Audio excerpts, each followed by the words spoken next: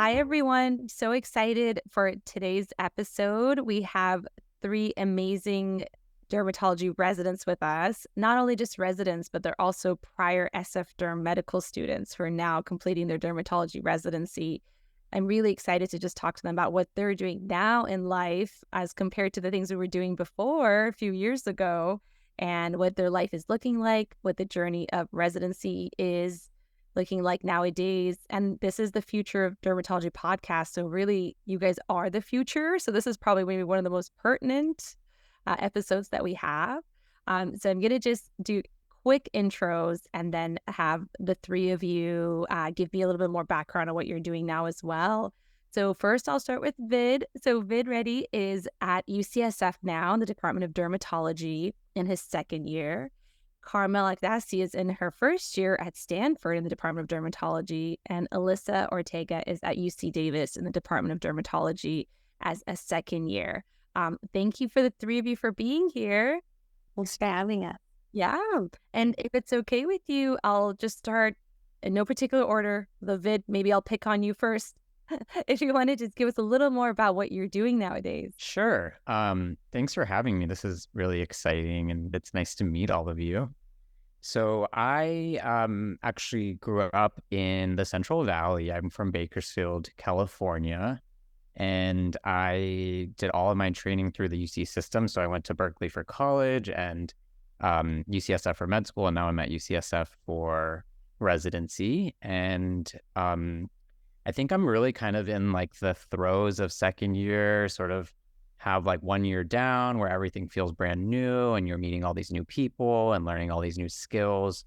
And I think this year I'm really seeing like an opportunity to get really involved in medical education. So I have, now med students who are looking up to me and like expect me to know things, which is a very new but exciting feeling to have. So I think that's kind of like the main focus right now is just like building on the foundation that I built last year. And yeah, that's kind of where I'm at. That's fantastic. And Vid, I should mention, where did you do your internship before? Oh, good point. So I did my internship at Kaiser's in San Francisco. So I like to think that I'm now like a Bay Area native, even though I'm technically an imposter. But Pretty much, yeah, at this point. Fantastic. And Carmel, how about yourself? Similar to Vid, I also grew up in the Central Valley in Fresno, and then went to UC Berkeley for undergrad and UCSF for med school. And then I did my internship at St. Mary's in San Francisco, and then came here to Stanford for residency. So kind of made my way through the Bay Area. Yeah, I mean, I'm in my like fourth month. Just had my first call weekend last weekend, so that was quite an adventure. But yeah, I think kind of just trying to find my bearings, make my way through all the different clinical sites and all there is to learn, and just try to absorb and soak up as much of it as I can. Fantastic. And Alyssa? Hi, thanks so much for having all of us. As Vid said, this is a really awesome podcast. We're super happy to be here. So I actually am from the Midwest. I grew up in Wisconsin. So very different story. I wish I had grown up in California. That would have been nice. No snow. Yeah, so I grew up in the Midwest, and then I was actually planning on doing a PhD in skin immunology, and that led me to a lab at Hopkins. And then while I was there, I started volunteering with underserved Latino families and within medicine. And so that's what kind of opened my eyes to both derm, skin immunology, and then also working with underserved communities, and particularly the Latinx population. And so I went to UC Irvine because they have a really good program with a lot of underserved Latinx population.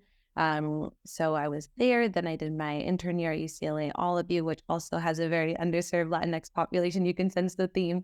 And then now I'm at UC Davis, and also a second year, like Vid said, kind of adjusting to what it's like to now be expected to know things, but then also have some mentorship responsibilities. And then I've started a couple of free clinics to try to address, barriers to care in dermatology within Sacramento.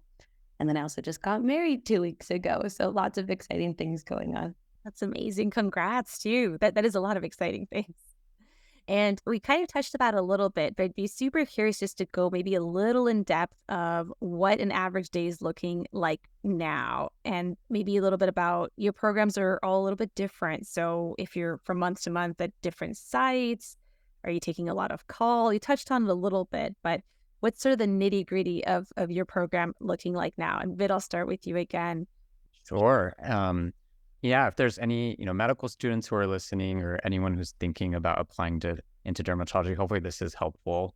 But at UCSF, we have multiple different sites, which I think a lot of programs have, and each site is very different. So, we have the VA where we're taking care of our veterans, a lot of whom come from remote areas in Northern California, and that's where we do a lot of our surgical training and also first year, like really understanding how to do a full body skin check and just very bread and butter dermatology. And then we also have San Francisco General, which is our safety net population. And that's where we have a lot of our underinsured patients. And we see a lot of various pathology. We take care of a lot of people who've recently immigrated, people who have really advanced disease morphologies, and people who have really struggled to sort of find their way through our very complex medical healthcare system.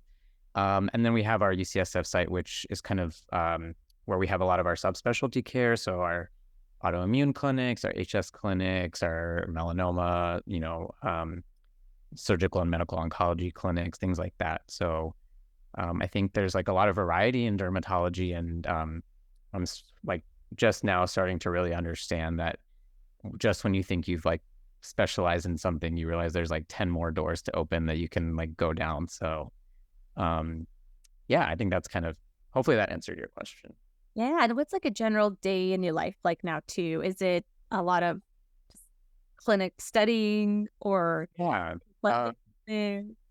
We generally, we have like morning didactics, which are usually over Zoom, and that's a lot of fun because we get to learn from our faculty who all have their own niche within dermatology. And then we typically have our general dermatology clinics in the morning, and that's sort of when you can have a little bit more independence. You see patients on your own, and then if you have questions, you can talk to your attending dermatologist. And then in our afternoons, that's when we generally have our like specialty clinics that I mentioned. And then I like to be really active. So I'm always, going to Orange Theory or like going for runs. That's kind of like my form of release and sort of going into my own space. That's fantastic. So you're getting some time to leave the clinic and a little bit, a short amount of time. And I'm sure there's probably lots of studying in there too, right? That's the other piece. The studying's still not done. Yeah. Probably study more, but don't tell anyone. There's always that. And so that's interesting. So you guys at UCSF do didactics every day then. That's really cool. And it's all Zoom now. Has anything returned didactic wise? Has anything really returned in person? Is everything still back in our day? Everything was just in person. I don't even think we had Zoom back in our day. Yeah, we're mostly on Zoom, and then about once a month we'll all meet up in person just so everyone can see each other and sort of like build community too. That's true, because everybody could be dispersed in different clinics and just to kind of get together with your residents. And Carmel, we'll go to you next. What is a typical day as a first-year derm resident looking like? So we're also kind of split up in different sites. We have a county hospital in Santa Clara, and then our VA. And then we have our onc center at Stanford's main campus, and then kind of the outpatient clinics are a little bit further north in Redwood City. So I'm on my pediatric rotation right now. So we have 4-week blocks. And so that one's based out of Stanford's main campus. Today was actually kind of an interesting day. We had our procedure clinic in the morning with one of our pediatric dermatologists. So it was a lot of lasers. And then in the afternoon, we had a vascular anomalies clinic, which is our multidisciplinary with our radiology, ENT, and peds derm team. So yeah, every kind of half day is a little bit different. Sometimes it's gen derm or just general peds derm, and then we have a few of these interdisciplinary clinics. And then for us, Tuesday and Thursday mornings are our didactic sessions. So Tuesday is some derm path, which for the first years is in person at the scope. The second and third years do it over Zoom, and then different didactic lectures and codochromes. And then Thursdays, we have our grand rounds, and then some academic time after, depending what rotation you're on.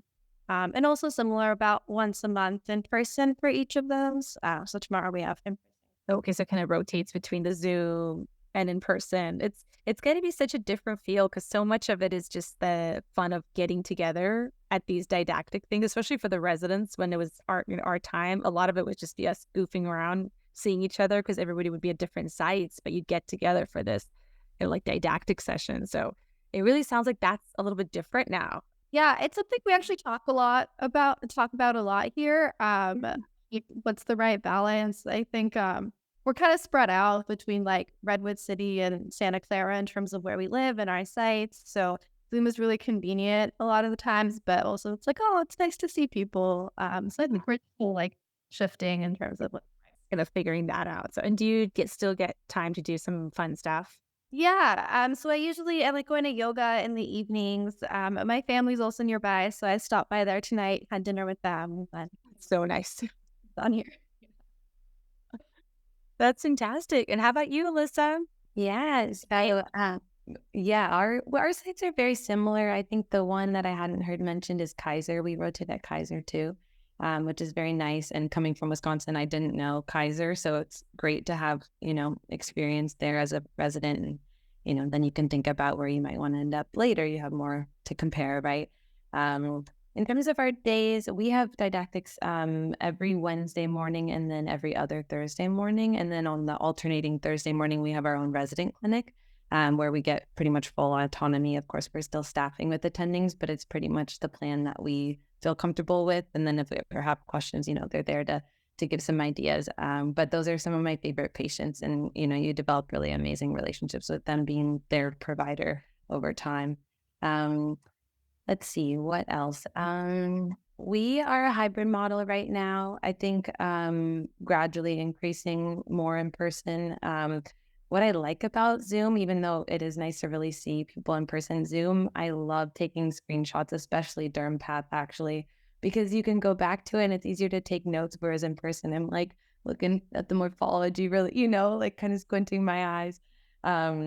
But yeah, I think we have a good balance of both right now. And it kind of depends on, if we have a grand round speaker coming in person, of course, we'd be there and welcome then. But then other lectures, it's kind of just easier to do on Zoom since most people live in Sac proper, but there's a few in Roseville and Elk Grove. And so it just makes it easier. Yeah, that's fantastic. I mean, I feel like I'm like talking like an old person, like, what's it like? But it probably is in some ways a lot more convenient too, because everyone is so busy and you're doing like a million things. So maybe it's just one less thing off the list to do to have to actually like physically travel to this site, do the didactics, and then travel to the other site and do clinic, which is what we were doing before. If you were in a different site, you would come for the thing and then you'd leave. So there's probably advantages to it too. And then when are you fitting the free clinics in, Alyssa? When do you get any free time to do all this other amazing? Yeah. Well, there's the one in Midtown Sac is every other month on Saturday mornings. And then the other one 30 minutes away is every 4 months, which I would love to do it more, frequently than that. But it's just kind of the way to make sure I can attend all of them. And then other residents will kind of drop in as they please too, which is amazing.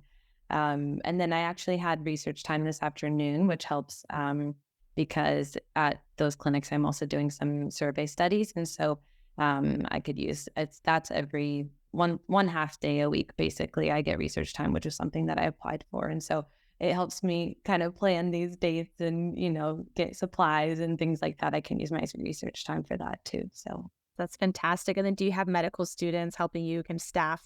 Yeah, they're amazing. And undergrads too. The undergrads at UC Davis are kind of like our MAs, and then the med students are kind of like the residents. And then we staff almost as if attendings. The attendings are there if we need them, but we act as attendings at the clinic, and we're the ones who sign off on the notes. And so I think it's a really great experience for everyone, and we most definitely would not be able to do it without the undergrads and med students. Oh my gosh, that's fantastic. That's amazing that you're doing that. And I remember the UC Davis continuity clinics, and UCSF and Stanford might have something similar, but I love that you kind of just had ownership early on. So you because there's so many rotations where you just keep rotating. You meet patients, but they're not necessarily your own. So you don't have that sense of like that follow up. But I really love that UC Davis does that. Like early on, they're like, this is your patient cohort, and you'll have them for like 3 years. And then when you leave, actually, your patients miss you, right? I have a couple that drive over to Palo Alto still.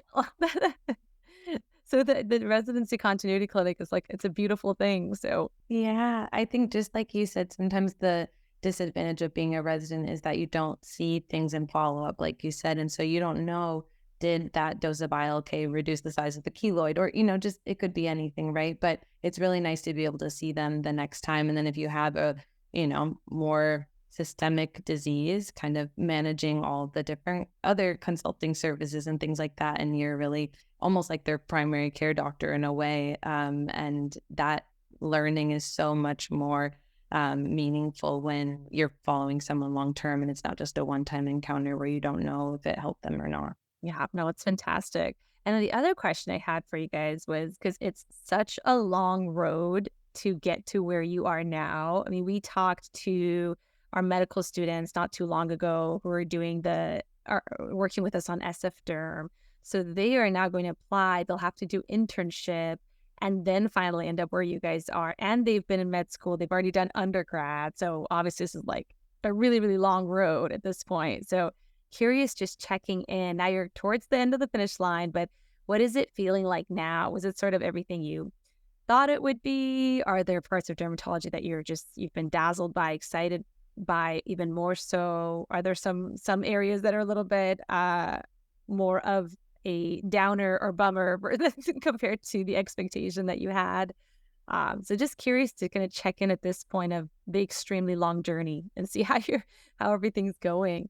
Vid, any comments about just sort of what you're thinking about the field now, all the things you've done coming up to this point?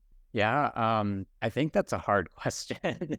That's a little more philosophical one, and you don't have to answer it, but just because it is really, and sometimes it's just that like self-reflection also that you don't even do sometimes as a resident, really. There's no time for self-reflection, right? It's like a go, do this, do that, study. Yeah, I think one thing I wasn't expecting is in regard to the relationships that I've built along the way.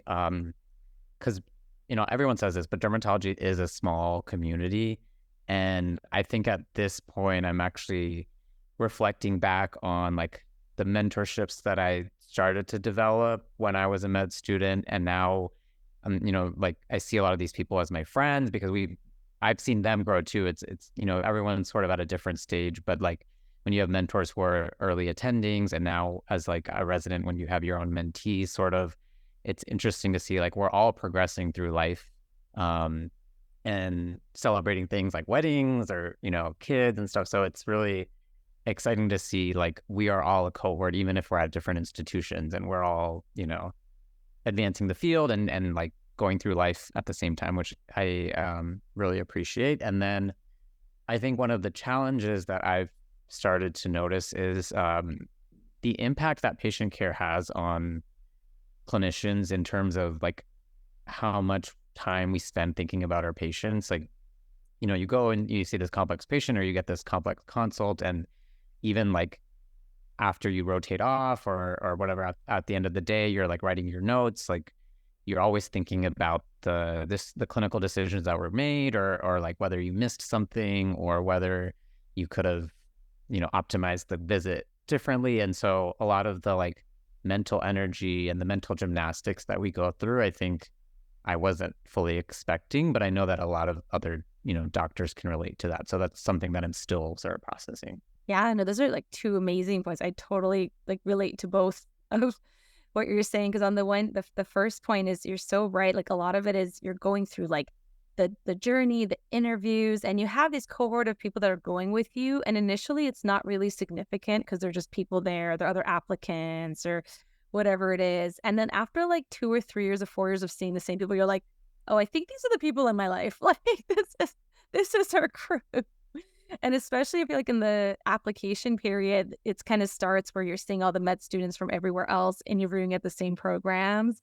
And then like, I remember like New York week. I don't know if it's still the same. Maybe that's even different now because there's a lot of interviews on Zoom, right? Is that kind of the interview process for you guys, or not really? Were you still traveling to interview for programs? No more traveling? Oh my gosh, what is it like now? Because in our day, you had to literally, and that's, I swear it's not that long ago, but you had to literally travel to every um basically interview. And at every interview, there would be whatever 15, 20, whatever applicants. So eventually you would see the same applicants. But the fun thing is you were staying at the same hotels. So you would like hang out. And then there was, at the culmination of it, I think it was January, there was New York week. So it was basically all the New York schools put their interviews together so everybody could be in the same city at the same time. And it was like, Columbia, NYU, like all the, do you guys not do this? Is New York week gone?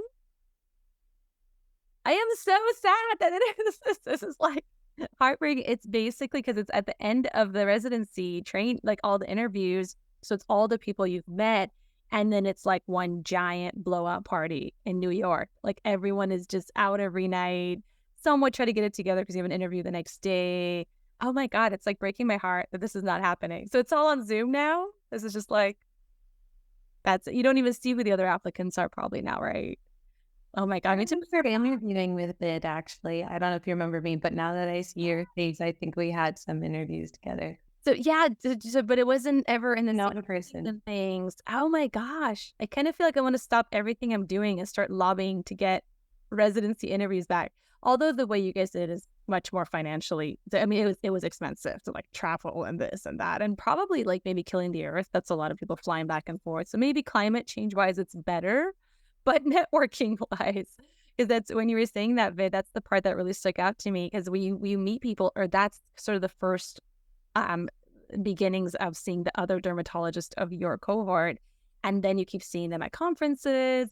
And then like 10 or 20 years later, you're kind of like, well, you know what? I've hung out with you more than I have with my childhood friend, right? So at some point, you're just that sort of, that changes. Like those colleagues really become part of your life. And then it's funny, like my husband, who's not a medicine, will come to different events with me, and he'll just kind of like walk away. He's like, oh my gosh, you guys are like at a party or something and you're still talking about medicine, which is the second part. It's never done. So I think that's why this cohort really becomes your people too, because they're the only people who understand that.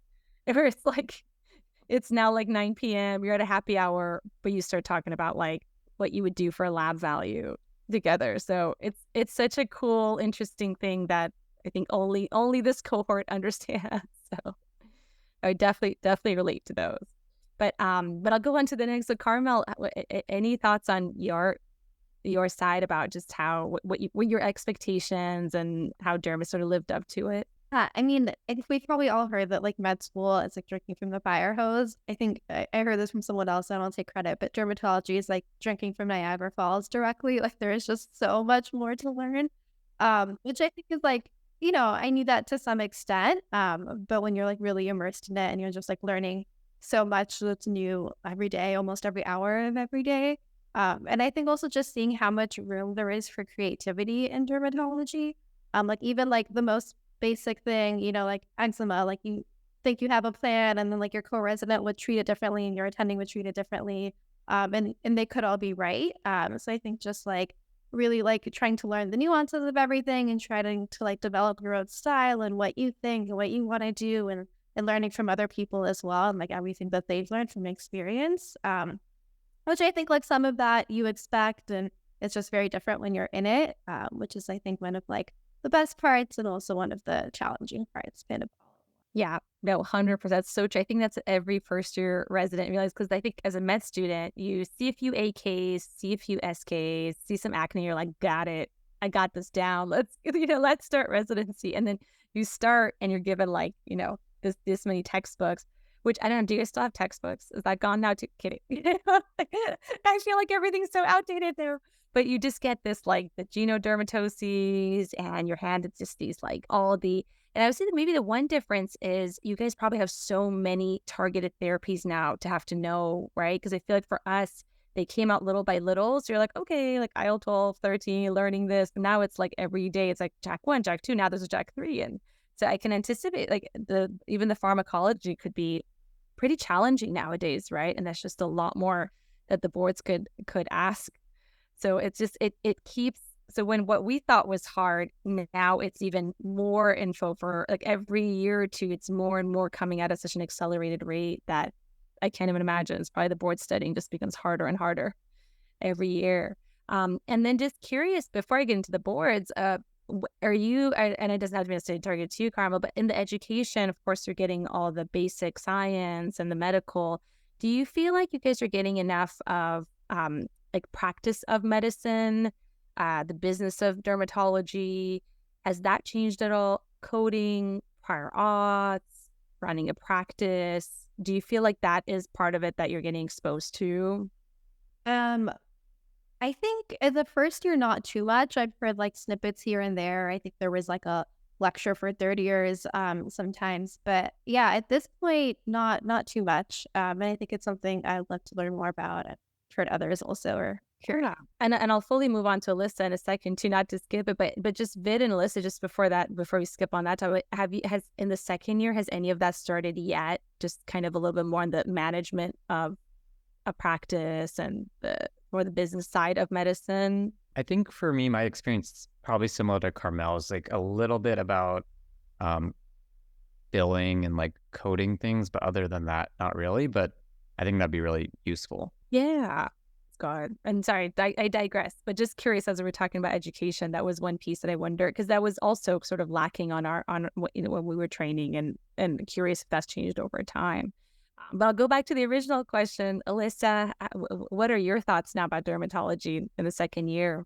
I think in addition to being very humbling, because as we mentioned, there's just always more to learn. And I think that's what drew a lot of us into medicine. And so on one hand, it's very motivating, but on the other hand, it's a challenge. I think that I kind of expected. I think maybe something I didn't expect is a little bit of fresh air, in the sense that I feel like when you're going through the application process, you're just constantly worried about what other people think, or am I good enough? If I do one thing wrong, maybe I won't match because it's so competitive. And now that I'm on the other side, I feel like I can just be me, which is very refreshing. And I think I appreciate medical students differently than I appreciated myself as a medical student, because now I'm interested in them as a person. I want to hear what makes them happy and excited, and I'm not worried about their scores. I'm not worried about how many research publications they have. And I know that I'm sure there are faculty that are still very focused on those things and who are on the admissions committee. And I'm not at this phase, but at the same time, I think it's just a nice reflection. And when I think about what I want to give back in the future, if I stay in academics, and who I want, to have the opportunity to train. And I think the field in general is becoming more aware and conscientious and supportive of people from different backgrounds. And I love that. And that's just something that I didn't feel as much as a medical student. And so it's a nice surprise. And I think it's only going to get better from here. It's such a good point, because we forget, we go through these steps, but there are points where the process can be almost a little toxic, can't it? It's like this sheer intense stress and this sort of intimidation of the whole process and application, and everybody kind of gets through it and does it, but there are points where it's a lot, right, to kind of go through all of those steps. So it's true that you do get to a point when you're just kind of like, it's this, you can kind of be you now. And it's amazing that you are reflecting on that and being a better attending, and not propagating that, like that level of toxicity that can exist sometimes in medical education. And hopefully there's more and more of that, because I think, every generation improves a little bit on that. So hopefully it just continues to get better. And then just last couple of points, just wanted to see, how is the board studying going? Are you guys feeling good about it? Is it still this looming thing the whole 3 years? Do you feel like you have enough study materials? Vid, maybe I'll start with you. What are your thoughts on the big boards that everyone's worried about the whole 3 years? Relatively recently, they've split it up now that there's like the core exams. So I feel it's nice that it's sort of, you can kind of like focus on one, focus on path or focus on surgery. That's a little bit, I think, more like intuitive in terms of how I study and learn. So I think that takes a little bit of the pressure off. So I think from my perspective, it's probably a good change. And then now I think sometimes it's like resource overload because, there's question banks and like online resources and textbooks, and everyone has a different opinion on what the right way to study is. But I think you sort of have to do what works for you. And that's what I'm trying to do. So it sounds like you've got it down, which is good. Because a lot of times it's one or the other. You're either like, it'll be fine. Or there's people that are like, oh my God, the boards. So it sounds like you're on the better half of that. And Carmel, how about you? How is that whole thing going? Or are you just not even worrying about it for another year and a half? Yeah, I'd say it's not going. Yeah. But yeah, I mean, I definitely have like heard, a lot of different recommendations on how to best study and like question banks, Kodachromes. I think right now I'm mostly just focused on trying to learn through clinic and read about the patients that I see and Surviving first year, 100%. Alyssa, how about you? Is it starting to kind of that part of the second year where it's starting to settle in? Yeah, I think so. We start our course in February. And so I think we still have yet to decide which ones we're officially taking because they typically try to have everyone take the same ones, but then every year it ends up switching. So I think we ultimately will get to decide which ones. But like Vid said, it's kind of nice to be able to focus on just a few topics at a time. And then you're kind of building your fund of knowledge and reviewing it again when you come to the main exam after third year. And so I think it's all about, like at the beginning, like Carmel was saying, kind of just reading about the patients that you're seeing in clinic because you remember it better. You have more emotion tied to that encounter than tied to your Bologna book, So I think that's a really good strategy for first year. And then second year is when, the Q banks start to come in and you do feel more pressure in didactics and grand rounds and things because that's the year that you kind of need more knowledge. But at the same time, I think our didactics are really strong. And so I feel like they prepare us really well. And with the very laid back, it will be fine approach first year for the basic exam was totally fine. And I think that's because our didactics were so good. And then now this is kind of the year where I put in more time on my own when I'm not at my free clinics or planning my wedding. Yeah, when you're hitting all the other parts of life. No, that's fantastic. And the three of you, of course, are going to do amazing because that's who the three of you are. And it sounds like the three of you are actually just really not worried about it too, which is the perfect attitude because almost everyone always passes the boards, but you still have to do the freak out before it happens. And then lastly, what are you guys thinking about after residency? Are you starting to have some thoughts about that? Do you feel like you have enough tools to try to decide what to do after residency, what jobs to look into? Vid, I'll start with you again. I am pretty set on doing general dermatology. I think after first year, I sort of was able to see all the other components of derm and I settled on general dermatology. But in terms of the type of practice, I'm still trying to figure that out. And we have a satellite campus at UCSF Fresno.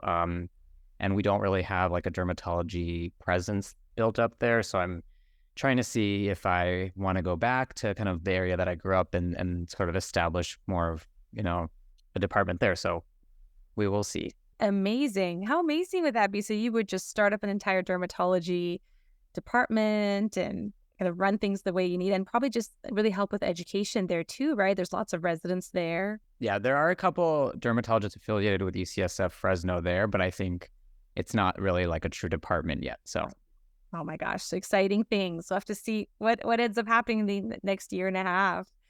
Carmel, how about you? It's still a little bit early, but sometimes you might have some thoughts about right now just going through the different sites and rotations, leaning a little bit towards medical dermatology, complex med derm, something around there. But so far, I've really enjoyed everything I've rotated through. So see what it. But yeah. How about you, Alyssa? Are you kind of starting to think about that yet? Yeah, I think it's weird because our whole lives we've begged to be let in or, and then now people are telling me, no, you get to choose what you want. And that's still very foreign. And right now I like it all. And since I want to serve the Latinx, ideally migrant population, there's not that many positions within dermatology that would, fund that position. So I'm trying to figure out how I can make that possible. I really loved my intern year at all of you in LA. So maybe I'll stay at Davis. I think academics for sure, but it's just a matter of where I could see that patient population the most, I think. Gosh, fantastic. And UC Davis is so great. It's hard not to stay at UC Davis. It's just such a great program. And Carmel, if you don't mind, I might ask you that just one more time. I think the audio might have gotten about a little bit there. Uh, so yeah, if you just don't mind, just kind of going over if you're Yeah, still really open, keeping an open mind. I've enjoyed all the rotations I've gone through so far. I'm leaning a little bit towards complex medical dermatology, but we'll see. we can move to our last question. So this is the Future of Dermatology podcast. So we always end with your thoughts on where you think the future is going. This could be future of dermatology, future of dermatology training, residency, any aspect of it. So Vid, I'll start with you. I think, or I'm really excited to see how we're going to incorporate AI into clinical practice. I feel like in terms of diagnostics, risk stratification, assisting with diagnosing conditions, derm path, I think there's like a whole spectrum of things that AI is probably going to become more and more incorporated into. So I'm looking forward to seeing that. I agree with you. I'm super excited for that as well. Carmel? Yeah, I'm really interested to see how residency selection grows and evolves. We've had a lot of really amazing med students and sub-Is just in the last few months come through here. And like each month there's a few of them. We're like, oh, how do we pick? They're all really great. And I'm not really involved in that process at all right now. But I think having just gone through it and, feeling all that pressure and seeing all the pressure that these students are feeling now.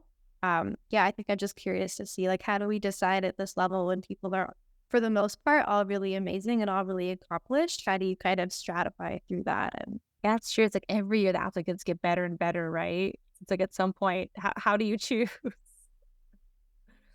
And Alyssa, any last thought? Yeah. So when I first thought about combining derm with my interest in Latino health, skin of color wasn't something that I knew existed within dermatology because it was still relatively new.